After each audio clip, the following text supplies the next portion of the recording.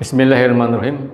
Sebagai penghujung dari acara webinar pertama tentang situasi politik saat ini, dilanjutkan dengan Q&A. Kepada seluruh peserta webinar, kami persilakan untuk bisa memberikan pertanyaan langsung kepada narasumber melalui chatting yang telah disediakan panitia. Terima kasih.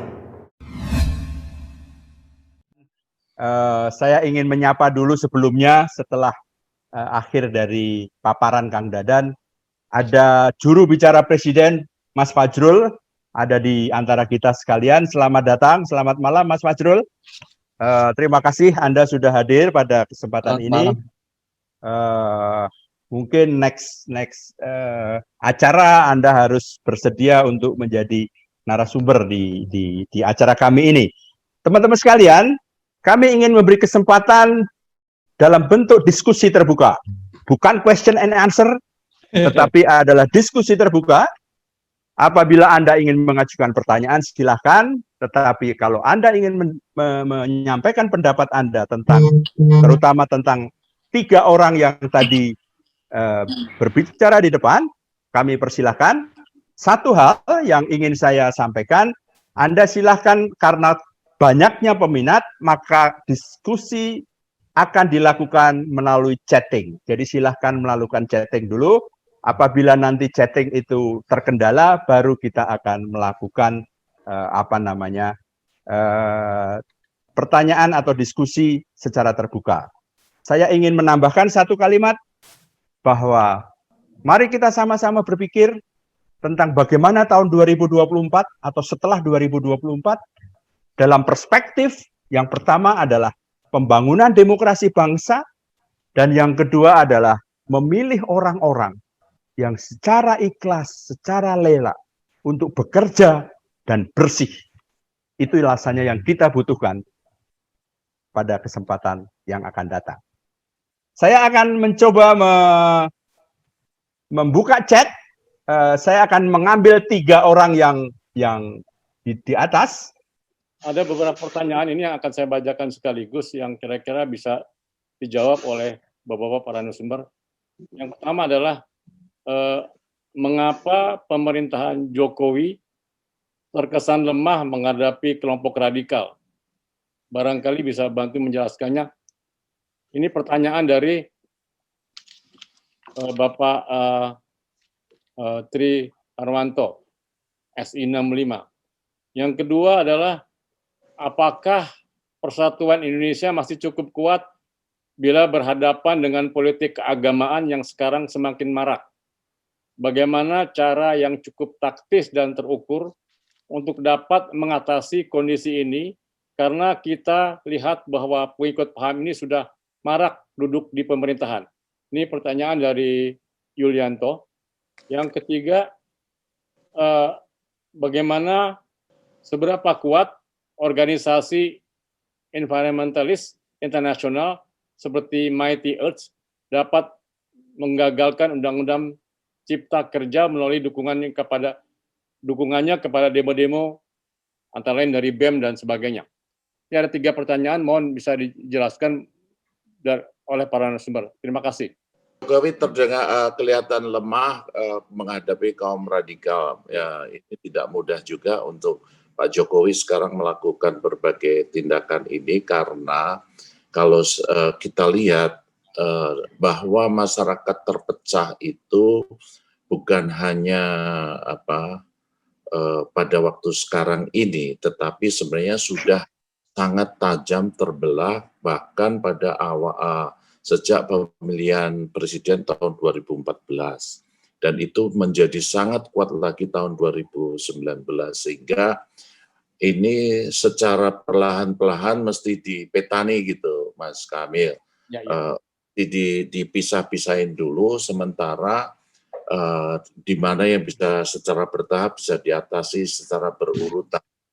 Untuk diingatkan bahwa kekuatan-kekuatan radikal ini, terutama yang di luar dugaan kita, kalau di negara-negara lain itu dilarang, HTI itu bahkan ketika saya lupa tahunnya, tetapi ketika dia merayakan deklarasinya, itu bahkan dilakukan di Gelora Bung Karno, dihadiri lebih dari 100.000 orang, dan pada waktu itu diliput secara langsung oleh TVRI.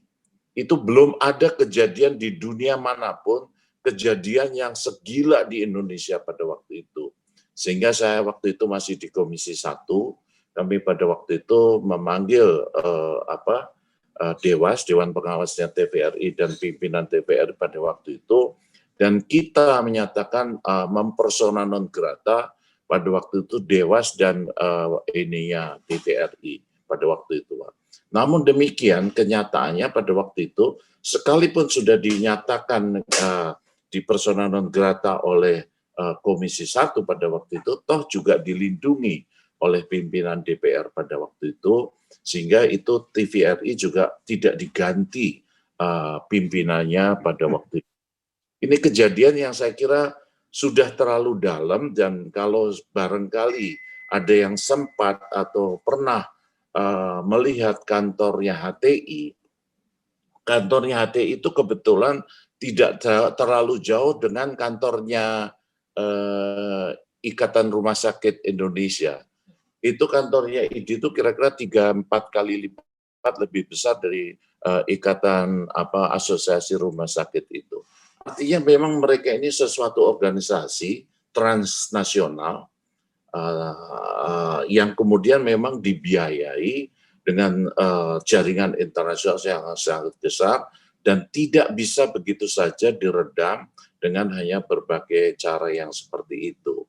Nah, tadi yang disebut oleh Mas Sarwono tadi, hadirnya beberapa elemen-elemen gerakan transnasional ini yang kemudian dimanfaatkan oleh mereka yang mempunyai ambisi politik yang liar tadi untuk menggunakan dengan cara apapun.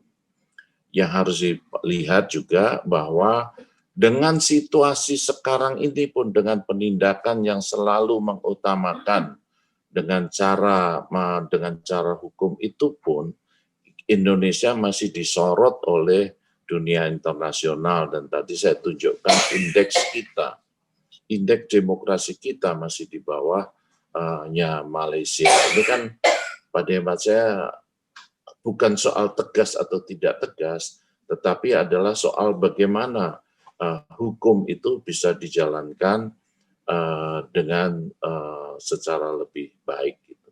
Dan saya kira ini satu proses lah pada hemat saya dalam konsolidasi demokrasi. Itu saya kira jawab saya. Ya, Mas Heri, saya ingin menambahkan gitu ya, kalau kita berbicara masalah yang tadi radikalis, intolerans, dengan berbagai dukungan-dukungan yang tadi disampaikan Mas Heri, sebetulnya kalau kita boleh melihat, kita juga agak lalai juga gitu ya, karena itu dilakukan secara TSM. Kalau kita petakan, jangankan ke tempat-tempat yang lain, yang selalu kita bicarakan, kampus kita pun gitu ya, sudah menjadi berbagai basis-basis secara bahkan pernah juga terlihat secara terang benderang begitu ya. Nah, ini yang memang sekarang kita harus mencoba mengingatkan kembali. Kadang-kadang orang dengan mengatakan bahwa perbedaan pendapat ini kan sah dalam negara demokrasi begitu ya.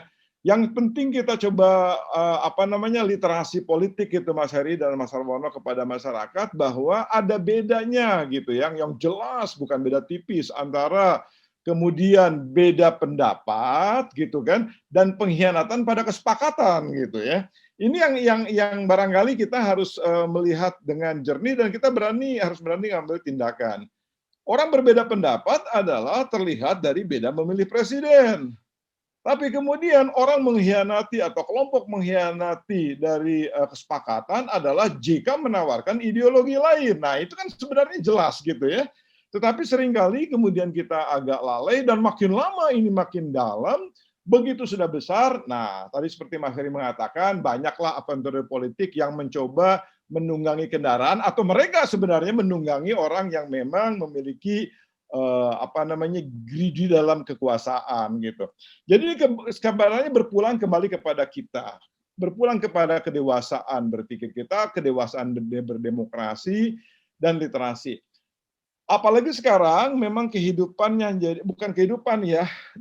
Sekarang ini sedang agak sulit di dalam mengcounter informasi saja misalnya, karena begitu masuk di dalam era gitu ya, sosial media, hoax dan sebagainya, ini juga kemudian ikut mempertaruhkan dari atau memudahkan kemudian aliran-aliran informasi itu dan membuat confusing dari masyarakat.